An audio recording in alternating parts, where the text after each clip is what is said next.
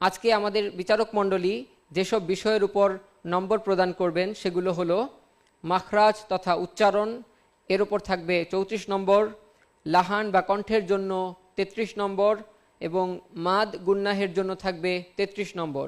আমরা এবার আমাদের মূল পর্ব প্রতিযোগিতায় চলে যাচ্ছি। প্রতিযোগিতায় প্রথম প্রতিযোগী সাজ্জাদ হোসেনকে তেলাওয়াতের জন্য মঞ্চে রেখে নিচ্ছি।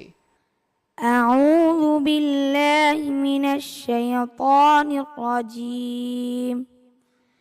بسم الله الرحمن الرحيم.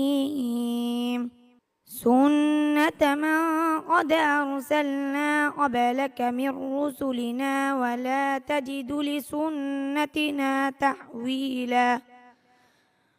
أقم الصلاة لدلوك الشمس إلى غسق الليل وقرآن الفجر إن قرآن الفجر كان مشهودا ومن الليل فتهجد به نافلة لك عسى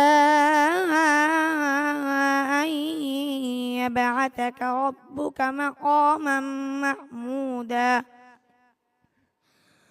وقل رب أدخلني مدخل صدق وأخرجني مخرج صدق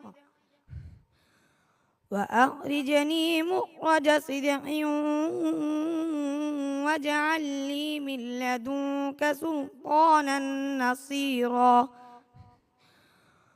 وقل جاء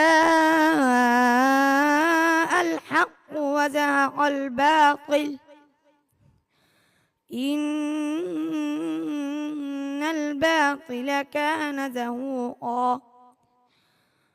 وننزل من القرآن ما هو شفاء ورحمة للمؤمنين ولا يزيد الظالمين إلا خسارا صدق الله العظيم.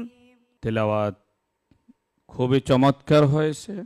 আমরা আশা রাখবো সাজ্জাদ হোসেন থেকে আগামীতে আরও ভালো করে দেশ এবং দেশের বাহিরেও সুনাম সুখিয়াতি বয়ে আনবে।